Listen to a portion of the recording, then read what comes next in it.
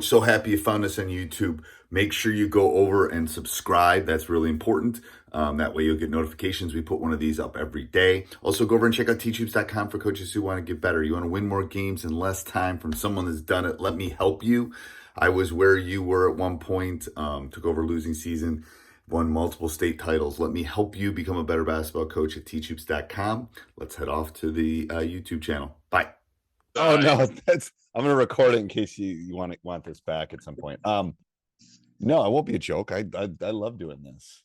All right. How are you? How was your season? I know I contacted you when you were kind of middle of Vegas. It was good. I think we won 12 of our last 14 or something. We were playing really well after Christmas. We had a whole Christmas fiasco where, even though remember when the Southwest flights got all canceled? Sure. Well, I was in Midway with my team. So we ended up getting a bus and taking a bus all the way to Florida and back. Oh wow. So yeah, we lost all 3 games when we were down there, but it was a good turning point for my team. I think it was I don't know if I'd do it again, but that's fair. Yeah. It was good. So then we played really well after that, and yeah. Well, good. Yeah, it was good season. Okay, well, I need to pick your brain here for a little bit because so I'm from Canada, British Columbia, Vancouver. Okay. That's God's country. That's God's country up there. Okay, yeah, it can be. It can be. I think the scene up here for the basketball world's getting better, but it's definitely nowhere near what you guys have down there. Okay. Both in infrastructure and talent. So I've been with a high school boys program now for about 6 years. They operate a little bit differently. It's European like they go play club, or they very much so. Yeah. So that scene has really kind of started probably about 4 years ago. That's when it really started to amp up. Now kids are playing ball 12 months out of the year. It's very much a club scene. The problem we're encountering as coaches when they come into the school is that the club teams don't really teach. It's all dribble drive, individual. No, there's no fundamental development. So you get a group of 12, 13 kids in the gym, and you're scratching your head being like, well, the debate is, do you adopt what they've learned at club and just adopt that offense and that style of play and incorporate that into your program? Or do you sit there and try and be the guys who fight the machine? Yeah. Welcome to the US world. So I got lots of answers for this. So how long is your season? Okay. So it varies. Typically at the senior level, these guys start beginning of December. They'll start getting together in kind of October, September.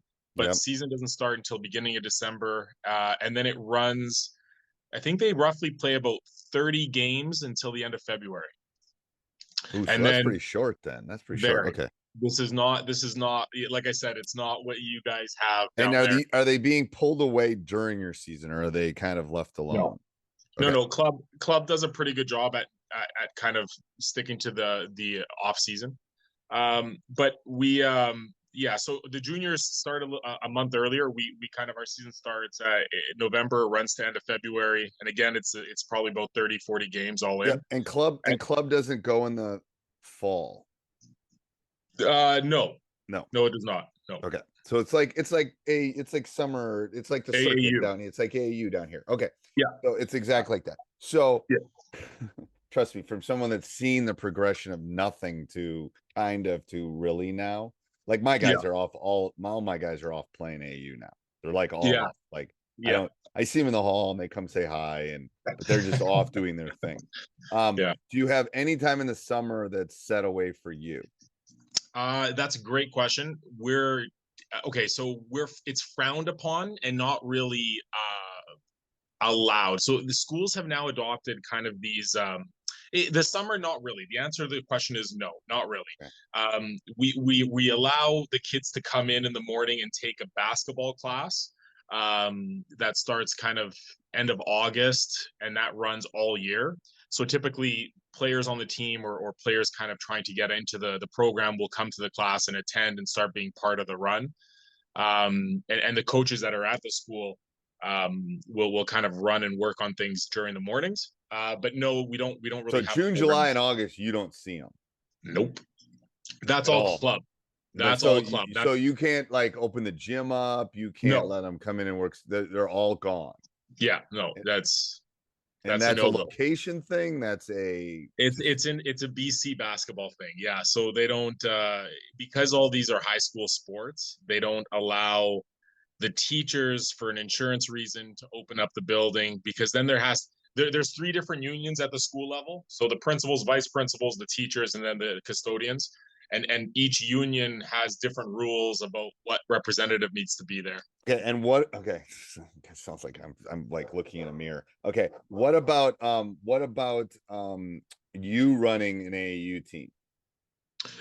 We have kind of Can you start your own AAU program and then play for you?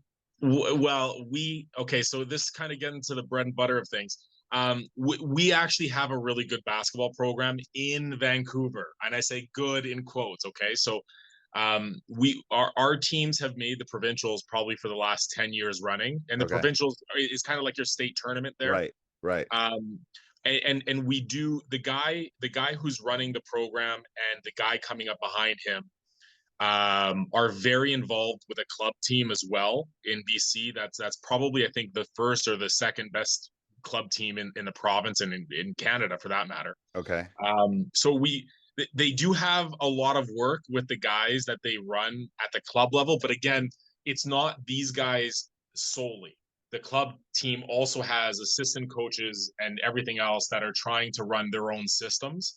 Right. So although these guys are part of our high school scene, it's tough to carry on with a club ball because and how many different high schools are we dealing with that are go feed into this? Is just you guys, or is it like? Oh geez, no, it's.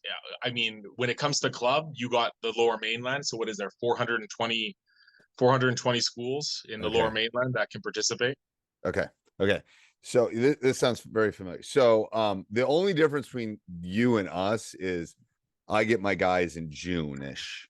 Like I can do camps, I can do some workouts. And again, it depends on which state you're in the US. So usually there's some summer contact, which I use more for bonding than anything, to be honest with you. Because it's summer and they're playing AAU. And so going back to your original question, so are these kids getting recruited, or are they just playing for fun, or? Well, I think all the kids are trying to they're trying to get looks. Like we had our center on our senior team 2 years ago was now at Oregon State. We had a guy the year before that head down to Lehigh, so he's there now. A lot of guys in the Lower Mainland now are starting to kind of leave down south to places. I wouldn't say they're dominant programs, but anytime you get a Canadian kid going down to play, I think it's a victory that they feel very special about. They feel good. Yeah, it's a big deal. It's a big deal. All right. So here's my theory with this. Okay. That I get my guys from November to March, end of February, early March. So I get them middle of November to the end of February, early March, depending how far we go, late March if we go far. That's when I get my guys. I get to do what I need to do with them. I consider the rest of the year individual skill work on your stuff. Like that's selfish time. And then when we come back together, we're going to be this unit that's representing our school and blah, blah, blah, blah. Because their AU teams or their travel teams are probably team guys from all over the area on one team. So that's what I sell this is playing with your friends. This is a unique thing in life.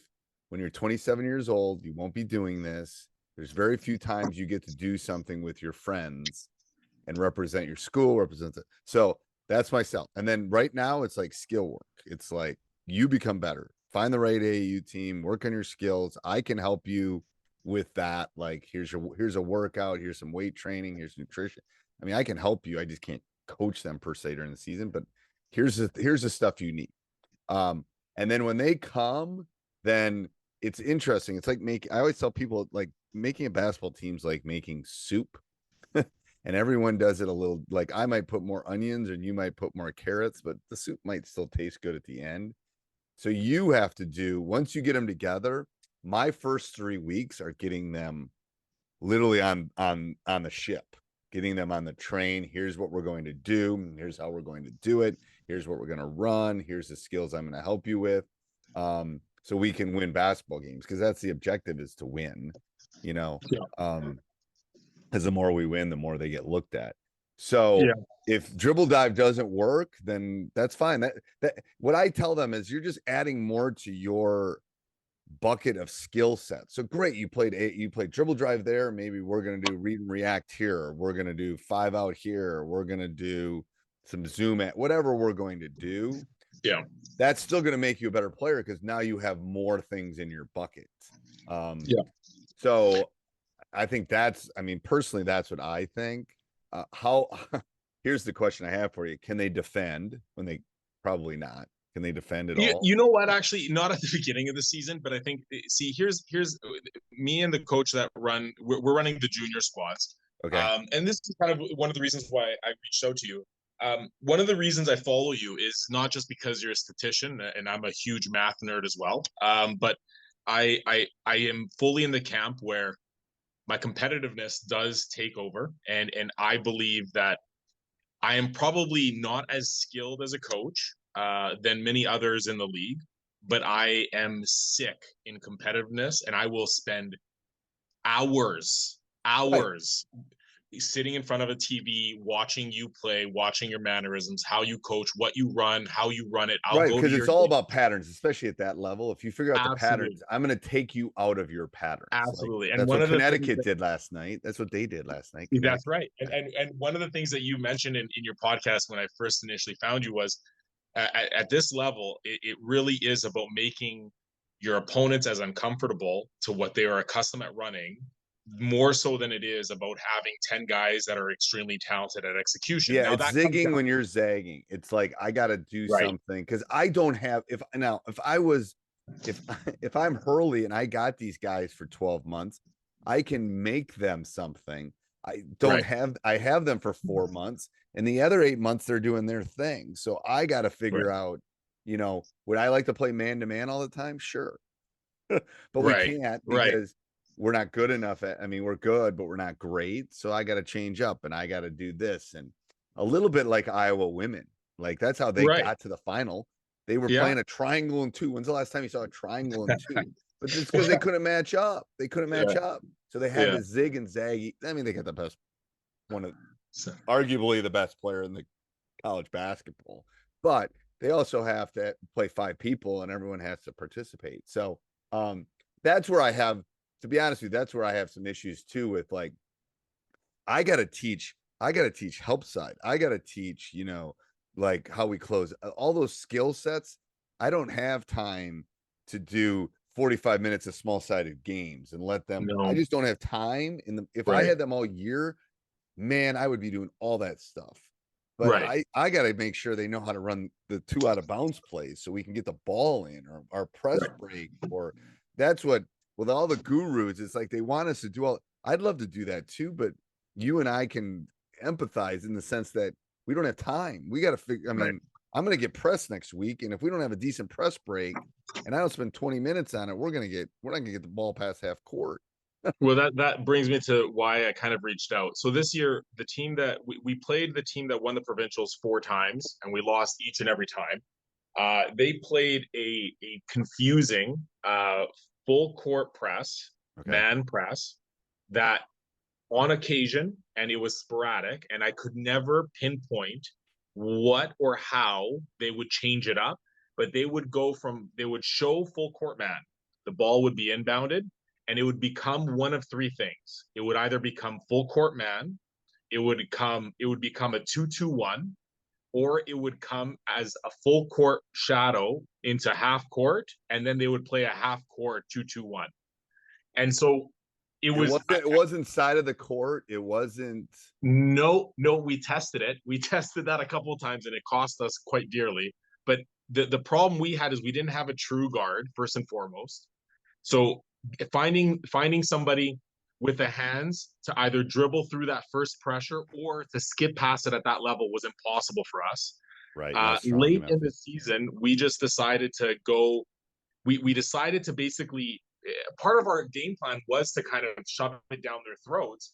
But when that didn't work, we turned to the diamond in one, where we just told two of our forwards and the guy who's our guard, you're going to walk this ball up. They're going to have to commit to one side or another. And if they overcommit, pass it to the center or swing it to the other side and run up the court. Right. And that seemed to work a little bit. Now, where we got jammed up on that is when they turned it into half court press, because they would let us walk up to half court. And then all of a sudden our center is in the center and there are 7 guys there just jamming up the space. And we could never skip it over. And you can't skip. You got to give them 3 passing lanes too when you get it over. The issue too is like, well, you probably were initially turning it over because you dribbled too much, is my guess. Absolutely.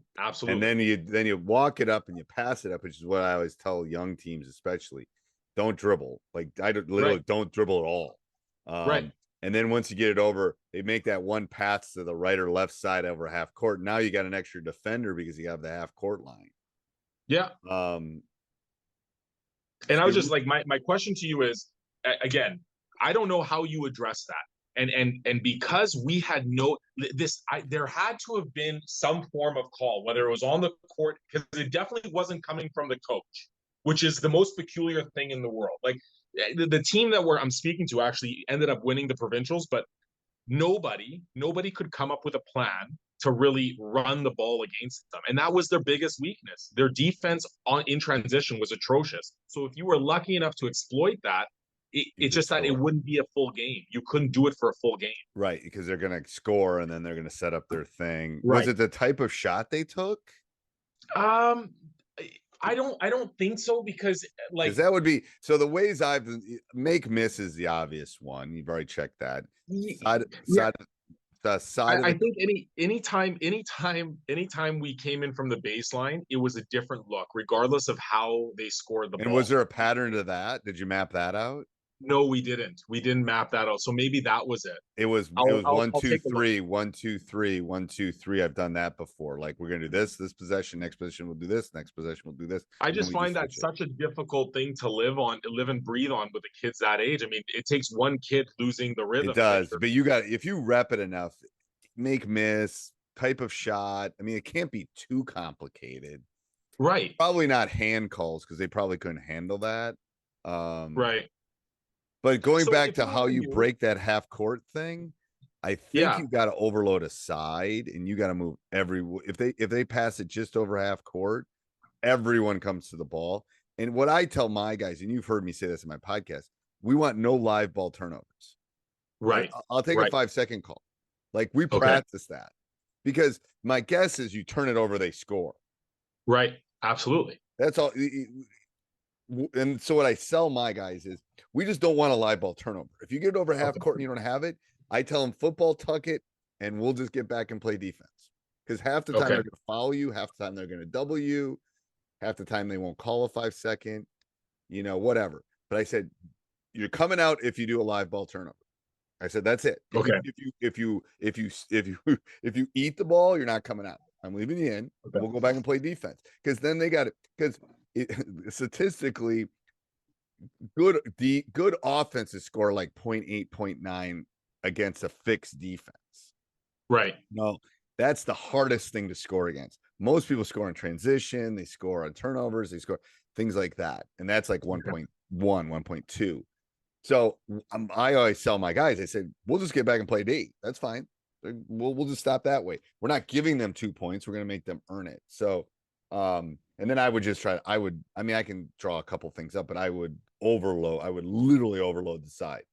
Okay, do you have anything that you could send me? Because like the overload that we were using, it was the way we overload our half court allows kind of their so send me so draw here's what we'll do, because I got some press breaks, but half court I don't have as much. Send me draw up what you did. Send it to me, and then I'll like, I would do this, and I'll send it back. Okay. That's the easiest way to do it. Because that interests me too, because this and more from me trapping other people. I'm more intrigued on the team And Well, you couldn't get the we are read. we're actually pretty close with the coach there. When I say close, I mean nobody in the league really is buddy buddy, but we were happy to see the guy take the team there. He had a couple of players there that are going to be really good.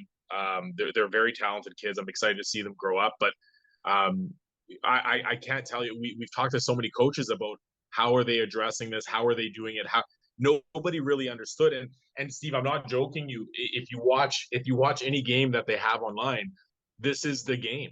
Like this is it. Like they weren't tall. They had no bigs. They had very few players that could shoot from the perimeter. Do you And so have if you had a couple, what do you tape your games? not really up here. They have a couple because they're a private school, and so they have the infrastructure to tape a few games here and there. I sent you a link of one of them.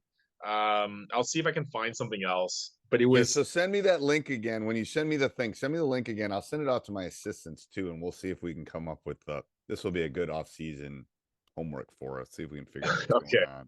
Okay, I will do so. Yeah, it was just peculiar, and so like we ended up scratching our heads, and we decided like this upcoming year, because we lost a really talented, we had a pair of really talented bigs. Our next year we're not going to have that privilege. Right. So we're really debating next year of whether we do the pressure scene and we implement the press and we jump at the screens and we start. If you're small, you almost have to. Right, exactly. You almost and have so, to. But in order to do that game, right, we also have to be able to implement and break these kind of peculiar presses. Yeah. And if we can simplify it to one that can be modified for a different. Was that your situation. biggest obstacle? Was pressure, getting pressed? Oh, it was 100%. Yeah, not having an appropriate guard that could handle the dribbling. It was the biggest weakness. Like the scouting report on us was they're very talented. Press them because they haven't resolved. So every day for 2 months, that's all you should. That's all we saw. That's all we saw. But but your practice should be that. Yeah, it was. It ended up in the new year. It ended up turning into that, and we definitely developed and we definitely got better. But for like, we could draw something up that would address a team when they pressed us, because it was fundamental. It was the same thing in and out. It was meat and potatoes. Right. Against this team, it was 3 different things that were sporadic. That one thing would never be able to fix all 3.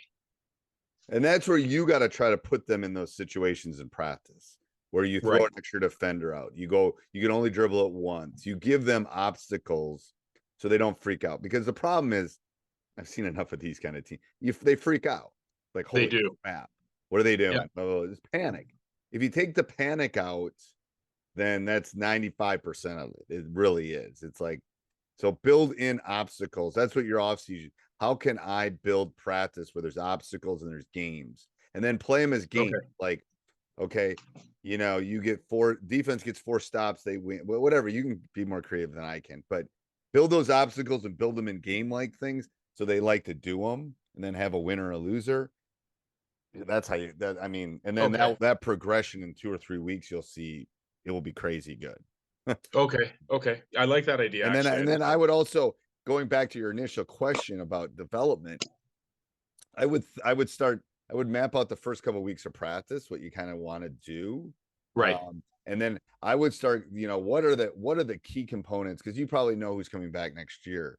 Yes. What's our superpower and what's our kryptonite? That's what I'm doing in my team right now. Like, right. Okay, I know who's coming. I know we're going to be really good at this, and we are going to be horrible at this. So this is the stuff I got to work on. So the key to coaching is hiding those kryptonite things, right? And accentuating the positives. Like, so if you shoot threes, you want to shoot a lot more threes, and you don't. If you're a horrible transition defense, that's what we just got to pound. Everything is transition defense or whatever it is, right? So that's what I would start thinking about, because then once class starts and practice starts, those are the discussions you're having in, post practice or pre-practice, or, before, maybe you're doing something before. That's what you're talking to the guys about. So that's, that's where the mental part comes in. It's like, maybe we're a horrible 3-point shooting team. Well, we're going to work on it. We're going to get better, blah, blah, blah. So by the end of the season, we're a good 3-point shooting team kind of thing. Right. Okay. But, yeah, I like that. I really like that. Okay. Yeah. So that's what I do in the off season. Like I'll spend until June. I mean, I was just talking, what was I looking at? We were looking at the Merrimack zone where it's kind of a different kind of zone. So we're kind of tweaking that. We're looking at our offense and what kind of sets can we do? And can we run, what kind of ball are we going to run ball screen? What are we going to do? And, we'll bounce this back and forth for 2 months because it's like, well, that might work. That might not work. That might work. What out of curiosity, what's your preferred full court man press break? Like what do you like running? I know on your YouTube channel you have one that's very attractive to me. I can't remember. I think it's called sideline. I would run sideline every time because if you notice in the NCAA, both women's and men's, Caitlin for Iowa, she's throwing the ball in. You want your best player throwing the ball in. Right. They're virtually impossible to guard if they can get the ball in. Okay. Because of the type of cuts. So if it's a man press, you can't man press sideline. You'll get the ball to your best ball handler or sideline every time, and they can't do anything. Okay. It's more of the zone stuff. So I always like again, your best ball handler throwing it in because then they're going to be able to cut. They're going to be able to cut and be able to get it in that specific angle. You know what I'm saying? Okay. And what about against just like a 2-2-1? 2-2-1. Yeah. So I always go opposites. Okay, and then we work on the first week of practice when we're getting pressed, we work on no dribbling. I don't let them dribble till half court. There's no dribbling because what it's going to force them to do is cuts. Because the first thing they want to do out of the womb is dribble the ball. Right. So I got to break that habit. And it's like when they're pressuring us, we're not going to. So those diagonal cuts, because the kids don't want to get beat deep, and the diagonal cuts are the key. Right. So I did a video maybe even 10 years ago on press breaks, and it's in Teachhoops. But if you go watch it, I talk about those diagonal cuts. And then we talk about, this is the former geometry teacher, that whenever you get the ball, there should always be 3 passing lanes. Right. Right. And it's across, middle, side. So guys should be cutting to that. And it will be horrible for a week. But when they can't dribble and you teach the cutting, that's the key. Because any press can be broken if you cut. Now the whole half court thing is a whole different issue. Right. You don't have this. Yeah. No, I think this year we definitely we're picking up the distribution of talent. It pushes the bell curve much wider, but the deviation from center is a little tighter. Okay. But we definitely you and I are the only 2 people that know what that meant. But go ahead. Sorry. Yeah, but I think our issues are going to come more from penetration, which concerns me. Right. So I think we do have to kind of turn into end-to-end running team. But if we encounter some press, we really have to defending. You mean defending the ball? You defending them? Yes. Yeah. That's where you got your 2 things. Guard the yard. That's what I tell my guys. Guard the yard. You got to guard a yard in each direction. Guard the yard, guard the yard, guard the yard. They get beat. You should not get beat. Now, when it does happen, you got to know your friend's going to be there to help you. Okay. But you got to guard the yard. They can't get around you. So that was one of our problems early this last season is we were just getting beat off the dribble. And it's like, okay. Because the game has changed where you've got to close out on those 3-pointers. Yes. So all of a sudden you close out and then that gives gaps and space, but that's where your friends got to help you basically. Right. To get into that space. So that's what we talk about, guarding the yard all the time. And then that's where it's an individual game. Like that's the difference between a D in the US. The difference between a D3, D2, and D1 player is can you guard the guy you're defending? Right. Okay. That's the difference. There are D3 players that if they could guard the ball, they'd be playing D1, but they can't guard the ball. I got to stop you. Right. Like I got to keep you in front of me. Okay. And if you can't, then that's a big differentiator, I think, for players. Because a lot of kids can score, a lot of kids can shoot. You got to be able to defend the ball. Watch all the NCAAs. It's like there's no one out there that can't defend the ball. Right. That's fair. Yeah. If you're 6'11", it's different. You're defending the ball in the post. You're not defending the ball up top. But right. So that's got to be true. That is one place I drill the crud out of it too. Okay. I Okay. really do, because it's like 2-on-2, 3-on. That's where small sided games is great, because it's Right. like 2-on-2, 3-on-3. You got to keep them in front. We play, and then that's where I put the obstacles in front. Like you get 2 dribbles each time you get it. You only play this half of the court. We're gonna play in this box, Right. and that works because that teaches. Okay. They like it because they're playing games, but it also teaches them how to contain. Right. You got to contain. You really do. Steve, you've been a huge help. I appreciate you. Give me some tidbits here that's going to get me back into the get back to the drawing board a little bit. I might reach out to you a little bit later on in the year. Yeah, anytime. I really appreciate this. This Yep. is unreal. Okay, so here's your homework. You're gonna send me what were The half court. You're gonna send me the half court thing drawn up. Yeah. Then I'll send it back and we'll play with it a little bit. And then if you can find that team again or send that link again so I can look at it. Yeah, I will. I'll do that. I'll send it off to my coaches. They're smarter than me sometimes, and see if they can figure it out. Okay, any insight would be extremely helpful. I appreciate it. All right, we'll talk soon. All right, thanks again. Have a good night. Bye. Hey, Coach, so happy you enjoyed the video. Make sure you subscribe and like. Go over and check out teachhoops.com for coaches who want to get better.